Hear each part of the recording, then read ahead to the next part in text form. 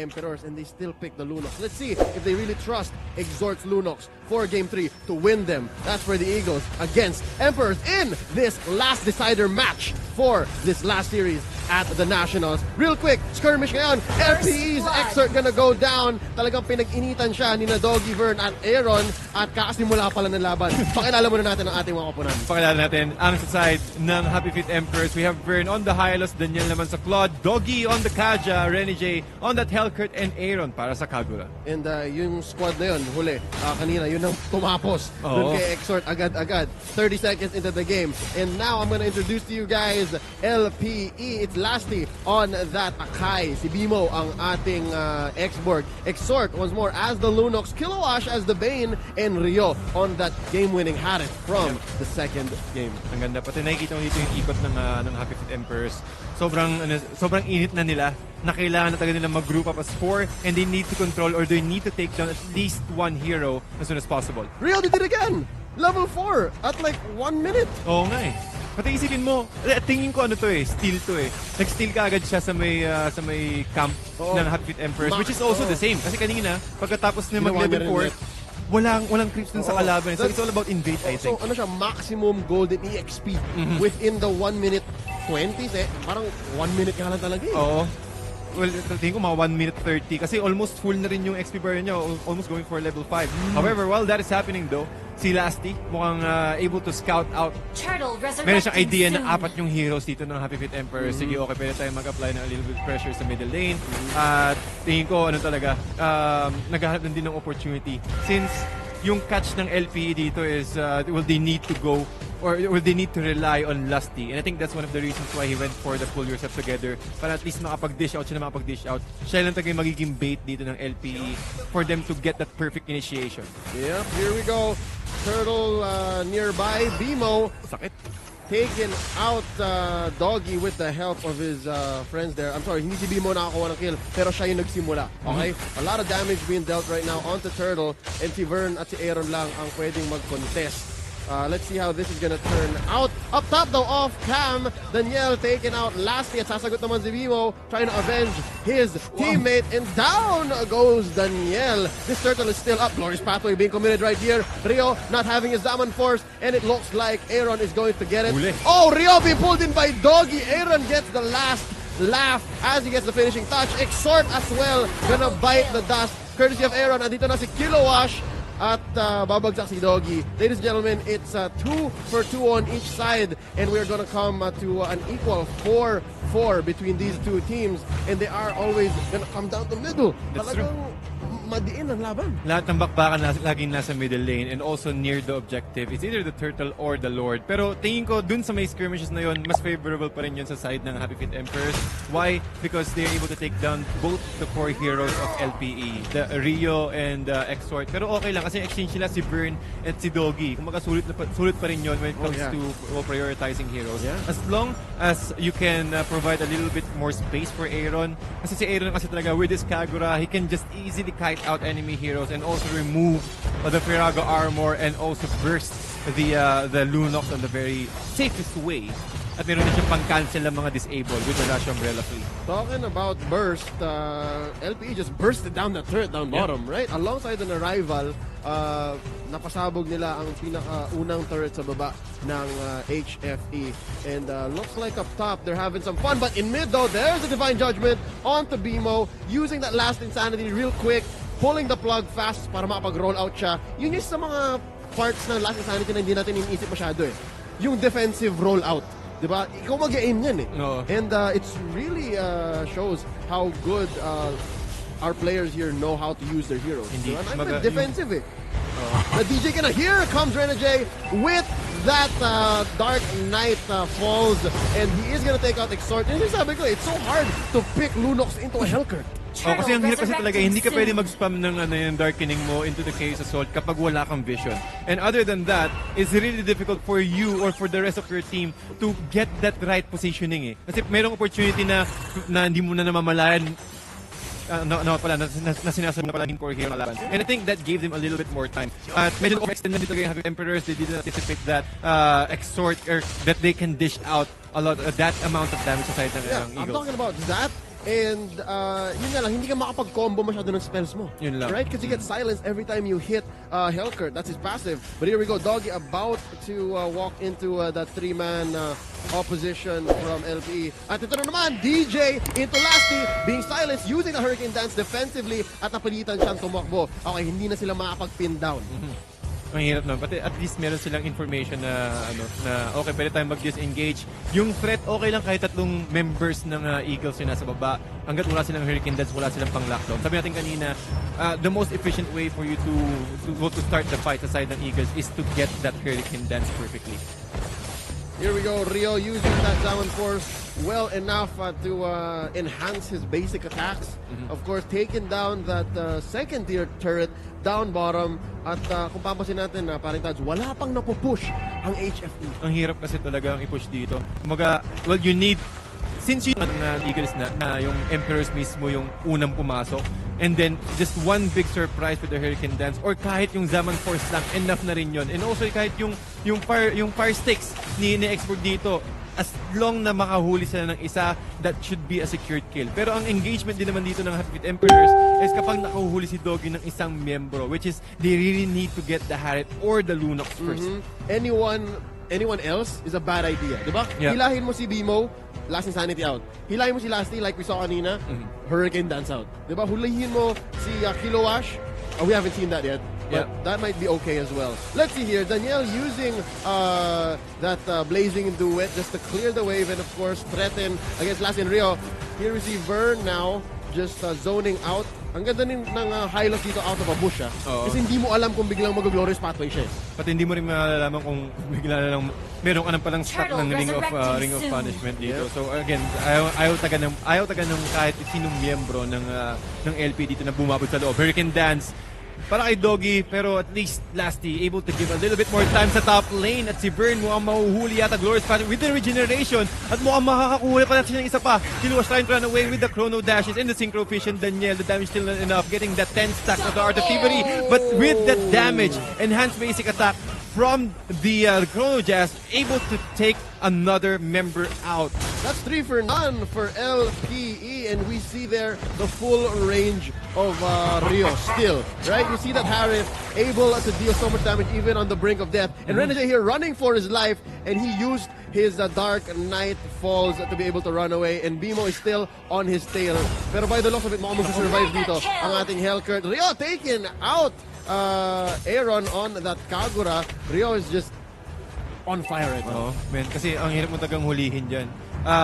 Well, yes, okay sila sa pick-ups, okay sila sa mga small skirmishes, but when it comes to team fight, parang ganyan, di ba, may CC immune ka agad if you're export, and you need to wait for the ultimate or the divine judgment alone to get that catch.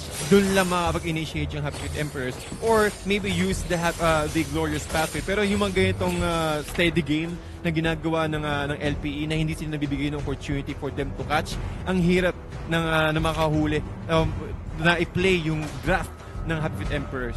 Here's a little bit of silver lining naman para sa HFE. Yung LPE kasi dito, naka-double mage setup sila. So, this is medyo predictable to na talagang early game for the first maybe 7-8 minutes, talagang lamang ang LPE. Pero sa tingin mo ba kaya pa itong baliktarin ng HFE given that they have the Claude?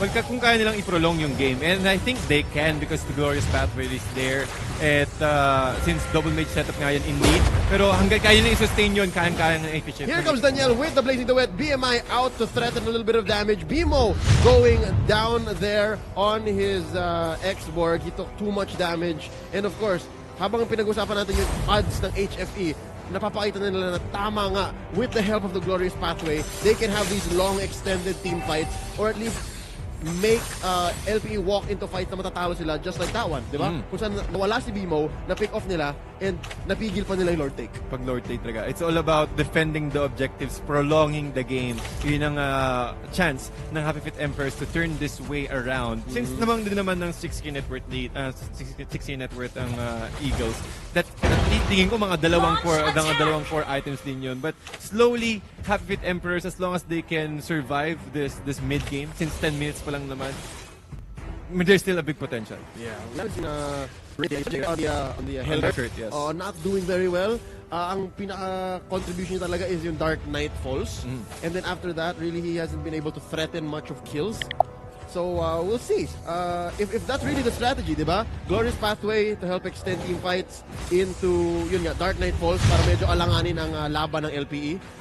That might be HFE's ticket to make sure Daniel goes online. Or they can also go for that rat place na pagiging 4 versus 5 situation when it comes to team fight ang Happy Feet Emperors while the Hellcurt is already pushing away. But unfortunately, ang hirap din kasi talagang i-defend or i-pull off yung mga ganong klaseng strats because kahit isang miyembro lang din ng LP dito, there's a big possibility na kaya nang i-take down si Hellcurt. Oo nga naman. Hellcurt split push is one of the fundamentals. Yep. Medyo lumang strategy na yan. Dati pa yan. But that will work. Yeah, it works. It works. So here we see a little bit shades of that, no? Tinan mo naman sa taas. Si Rene J. Kasi, well, pwede rin yan eh. Kumbaga, pwede ka mag-force ng isang hero sa LP na i-contest or at least i-defend yung Hellcurt. Okay, look at this. Lasty pushing DOGIE in, but it looks like he's gonna pay the price here. Down he goes. DOGIE gets the kill. And here we see BMO using Last Insanity in Glorious Pathway. DOGIE taking out Rio. Double kill right now. Here we see medyo bumabawi ng HFE. At si Vern lang mag-isa ang nagpo-push back ng membro ng LP. Alongside Renegade, a prop look at it. It's happening.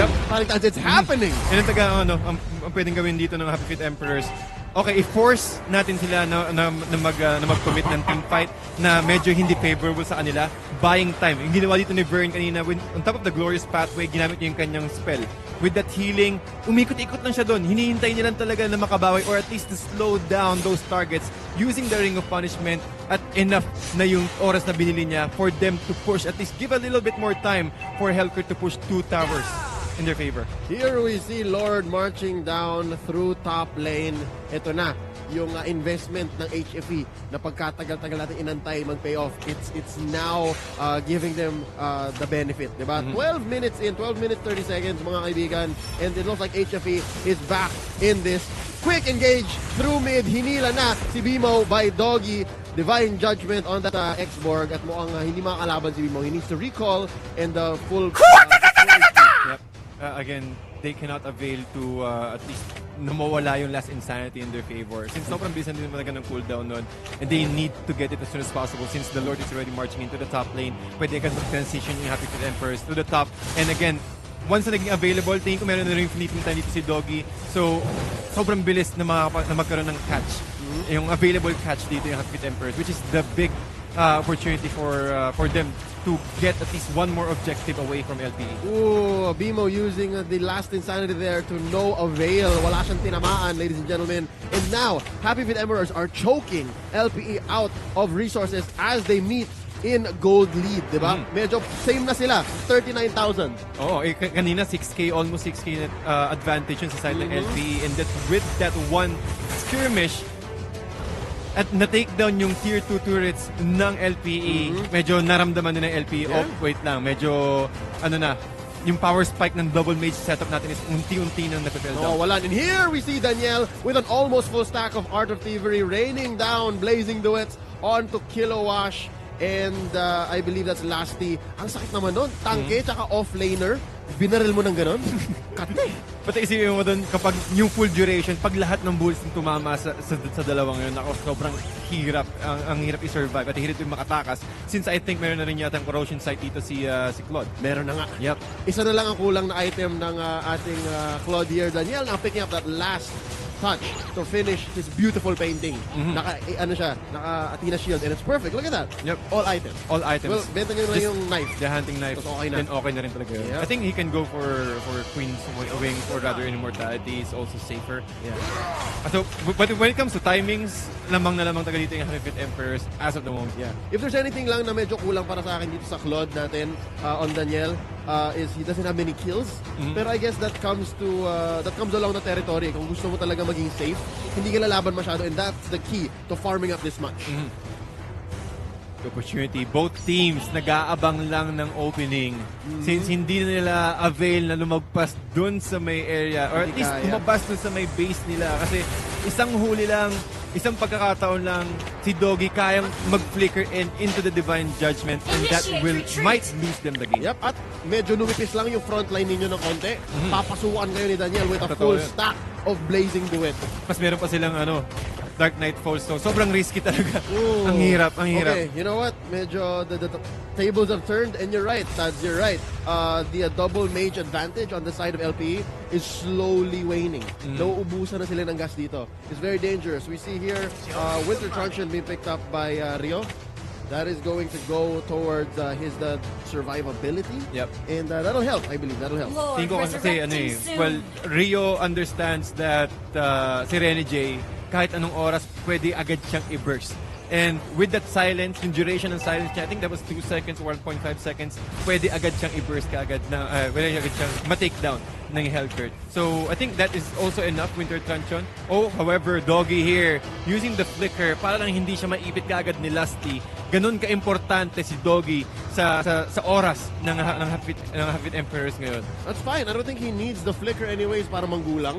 Kasi mag-aantay na lang siya eh. That's how crazy this whole composition is. Given Rene J's Dark Knight Falls, which is parang that's 3.5 seconds. Wow. Tapos yung passive, 1.5 lang. 1.5 seconds. So given those silence triggers, Doggy doesn't have to flicker in. Okay lang, kaya lakad, Divine Judgment, Lightning Bomb out. Pwede na. And here comes the level 2 Lord crashing into the high ground turret of LPE, and there's nothing the LPE can do but to use all of their ults. And here comes Rene J coming in through the back, at ito na, pinasok na sila. Exhort taken out. 2 heroes, I'm sorry, BMO gets the other one, and that's 2 for none. Medyo HFE bit too much. Yep. Bit a little bit more than they can handle. Si Rene J pumasok dun sa pinakaloob at tumingit siya dun sa bottom lane tier 3 turret.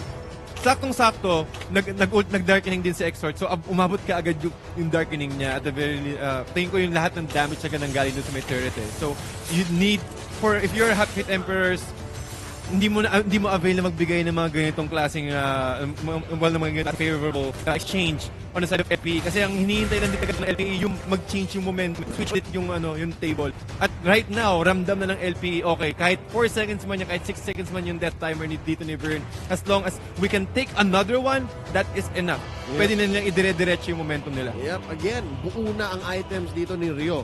The only thing he can buy here is potions, and maybe to switch around the items to better fit what's happening on the other side of the map. But on the side of HFE though, kulang pa ng gamit dito. I believe one more item on the side of Vern. And again, the gold lead is the same. Yep. And minion equilibrium, again, the same, right down the middle. And we see false engages here by Vern, and Doggy moving up through the top. Let's see, there is the glorious pathway, mga kaibigan, already triggered, and Kilowash is stunned, and here comes Order of Brilliance para lang ma-survive ni Exort ang engagement, and Kilowash is gonna go down here. Aaron gets the kill. Ladies and gentlemen, Lasty running for his life. He's not gonna be long for this world. Immortality already popped, and he's gonna go down here, left in no man's land. 2 for none for the side of HFE, but look at that stop by Timo going for the defense. Sorry, he's gonna go for the take. Yeah. That is going to be the top tier turret, top tier 1 turret taken out by LPE. Dahil ganun lang, quick. Yep, sobrang quick bilis save. lang. Pati Exort, Lunox arrival. Nasulit niya agad yun, but the BMI, or rather, the ultimate from Claude, able to take down 1, pero enough nga ba yun si Daniel, ang ipag bumabawid pa rin sa loob with the slow from Extort. He will be punished. At si Aaron, the best thing that he can do is just dish out damage, pero hindi pa rin taga enough yun. Kulang na kukulangin pa rin talaga. Oh, here's the glorious pathway once more being used by Vern. Exhort, you need to rain down on that high loss. Here's another immortality being popped by BMO. Last insanity just to clear the minion waves, and Vern taking so much damage. Here is another immortality on our Centaur man, and down goes Vern. Kilowash gets the kill. Ang ganda ng pagkakabato ng dalawang teams natin dito. Talagang hindi sila nagpapatalo. Oh, Kahit volleyball, no? Oo, volleyball. Bigayan talaga sila. Pati si Daniel, tingin ko medyo medyo risky na rin yung ginawa niya. Hindi niya kailangan pumasok dun sa pinakaloob since lamang din naman sila. And also Vern. Well, si Vern, we do understand na kailangan niya rin talagang gawin yun for them to save the life of their core heroes. But when it comes to momentum swing, unti-unting pumupunta na naman sa side ng LPE. Kasi yung tapang kumbaga yung hinihintay mo eh. Yung tamang pakiramdam ba na okay, ito na yung momentum natin. Kasi hindi mo makikita yun sa numbers eh. Nasa pakiramdam niya ng mga players yan kung tagang kaya ba natin talaga ulit na lumaban, or kaya ba natin, or kailangan ba natin mag-prolong pa ng at least a little bit more time for you to get that feeling back. Yeah. I don't know exactly what LPE here has to do given yun nga online na si Daniel and the damage that he's dealing he cannot ignore, and ang pwedeng sagot lang dito ng Eagles is exhort hitting Order Brilliance at the right time paglabas niya Chaos Assault because it mimics what a marksman does. Ganun siya kakate. But again, there's so much on the line here. Ang dami nilang kailangan gawing correct para mangyari ito. Yep. Oh, right now, nakita ni Rene J na mukhang merong yatang mag-a-arrival forced to use his Dark Knight Falls. And while that is happening though, yung last insanity din naman ni BMO gamit na. Since in Shadow, mabit din sila ng concealed mask sa side ng Happy Feet Emperors. And this next objective, the Lord, is really reasonable. They need to get this one out. That's what I was saying. Lasty with that Hurricane Dance alongside the Chaos Assault. Doggy taken out Exhort. Ang galing ng disable doon mga kaibigan. Lasty as well going out. Kilowash taking out Daniel. And that's a good one. I believe good take on the side of HFE. And here's Rio looking for his life. Wow. Burn takes out the high loss. Bimo with the offensive lasting sanity. He gets the sticker out as well. Doggy and Aaron running for their life. Uy. Aaron with that Same umbrella taking out Bimo. Medyo forward masyado yata yung Bimo natin. He forgot how much damage Kagura can deal. Yeah, and also the stun, the shields.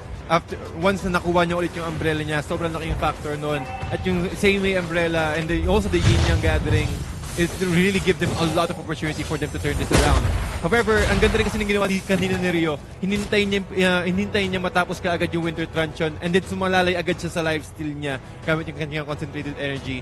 And it's a little bit, sobrang intense talaga ng laban natin ngayon mga kaibigan kasi talagang dikit na dikit. 15 to 18, kumbaga hindi mo na kailangan bilangin din yung kills eh. Yeah. It's all about just who will take the next objective. Yeah. Assume all items, all levels. Diba? Mismo kung paano natin i-approach yung next fight. So it is really important for you to listen and check for the commands. And also try to time your cooldowns rather. Yep. Oh, meron na nga dito nagpapalit pa ng items. So check it out. We see Rene J selling an item and turning it into a Malefic Roar. That means he's gonna go full ham in talaga. One of the best ways to play the Hellcurt. Kasi kung ako naglalaro ko dati ng Hellcurt, nung mga time na nagpa-practice pa ako, ang alam ko lang talaga is just take down all the turrets. Kasi sobrang bilis niya ganun siya kasakit, ganun siya kabilis mag-take down ng turrets. Plus with the Malefic Roar, the armor penetration, plus the additional damage for turrets. Yeah, bonus damage. Ooh. Hindi mo taga-avail na lahat kayo mag full 5-man. No. Kasi talagang merong makakahanap ng paraan dito yung si Rene J na makaka-dish out ng at least one or at least dalawang tier 3 turrets away from LPA. Yeah, given the silences given the silences, he can just focus score. Kahit focus score, focus turret, kahit na sabi mo may clash na nangyari, silence kayo lahat. Those skills, right? Yep. I'm just gonna take this out. That's what I'm gonna do. But here we see a potential Lord take by HFE, and here Bimo is trying to stop it. Still has an immortality, using the flames alongside his Bloodlust Axe, just trying to survive here. And it's enough. Kaya-kaya. Kaya talaga. Ganun nakakunat si Bimo. Ang hirap niyang patayin. Pati yung parang yun din yung ginagawa ng LPE dito eh, no? With the arrival from the Lunox, talagang kailangan nilang wala nang mangyayaring 5v5 matches dito. No. Ang mangyayari dito is either 4v4 or 3v3 and then the rest of the crew will just try to go for the split. Yeah. Oh, baliktad naman. Now it's LPE going for the Lord take and HFE threatening the steal. Let's see if it's gonna happen. Vern here yet to commit the Glorious Pathway. Here's the last insanity as well as the Hurricane Dance. And Vern now popping the Glorious Pathway. Exhort taking so much damage. His immortality is gonna go off. Lasty as well, pretty low. Aaron gets the kill. Mga kaibigan, Zaman Force by Rio being dropped right now, and there's another immortality. Is Vern gonna come back? Yes, he is, but he's also gonna go down just like that. Rio gets the kill. Currently a 2-for-1 trade. Make that 3-for-1. Lasty gets a kill on Daniel. Hellcurt and Kagura left, but it looks like Rene J is here. Can he stop it? He gets the kill on Lasty with the flick of a button. Nangyari na ang Dark Knight Falls. Rene J taking so much damage.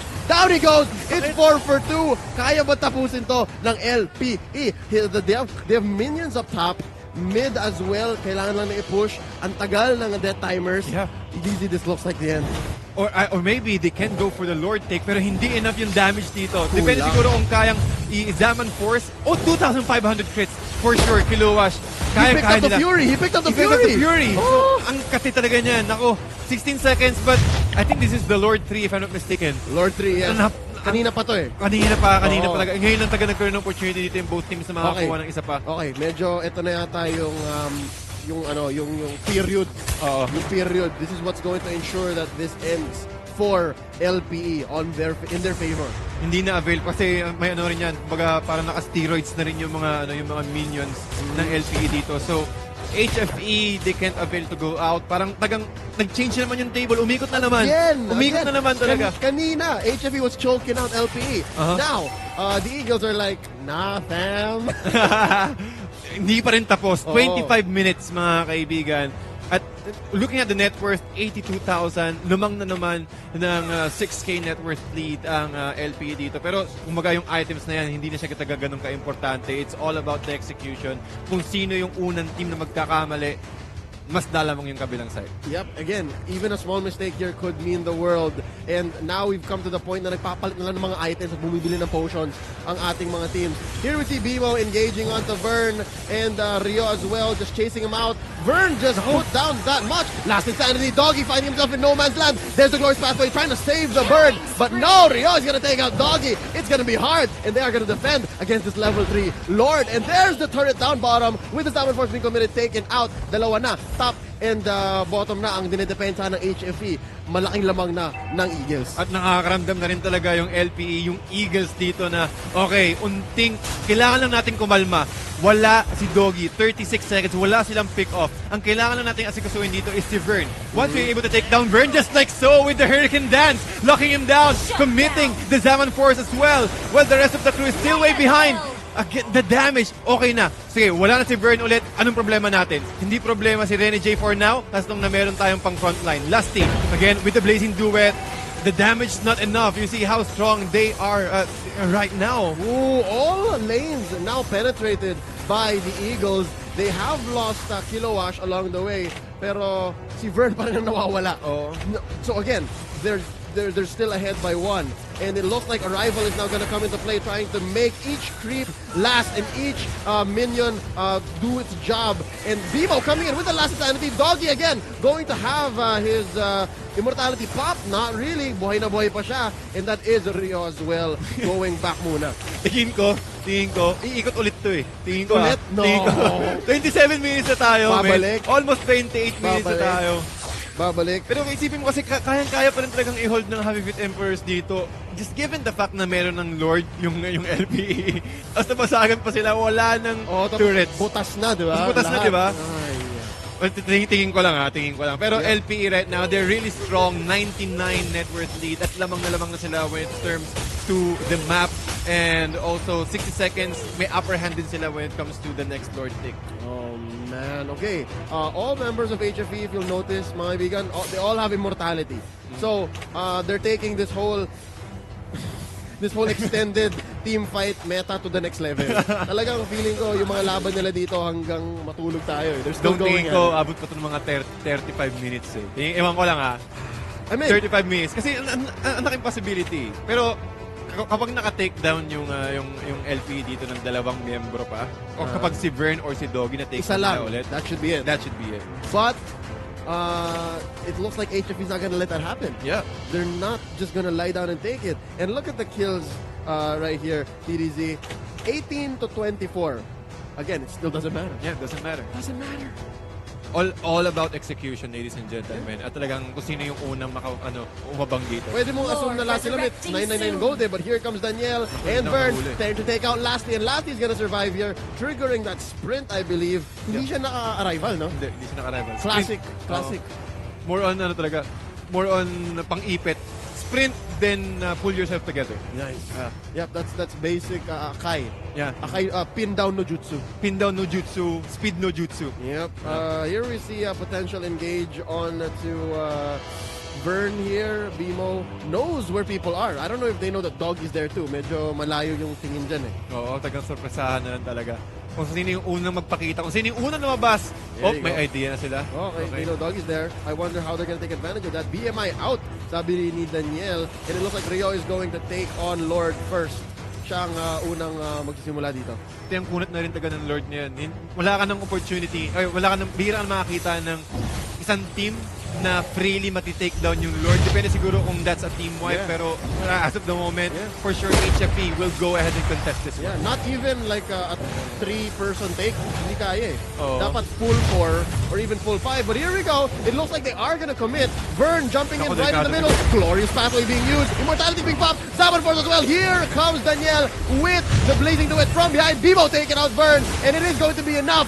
Lasty gets the Lord. Gawain talaga ni Lasty yan. Mangkuha ng Lord. Grak pa lang. Grak pa lang Paano talaga. pa kaya itong Akai? And that's going to be 2 for 1. And it is Rio taking that kill. And it looks like Doggy's being bullied out by Kilowash. Mga kaibigan, this is Lord 4? Lord 4. Lord 4 marching down mid on the side of the Eagles. And it looks like the end is nigh. Punong-puno na talaga. Punong-puno na yung mga items nila at punong-puno na rin talaga yung pasensya ng lahat ng players dito. Habang yung Lord 4 nag-march sa middle lane, mukhang nakakaramdam na yata ng pagkapanal dito ng LPE with a blazing duet. And Kilowash able to get that kill into the main inhibitor. LPE winning the series against HFE with a 2-1. What a debut for the Eagles. Congratulations, LAUS Auto Group. Playbook Esports. They have made a success.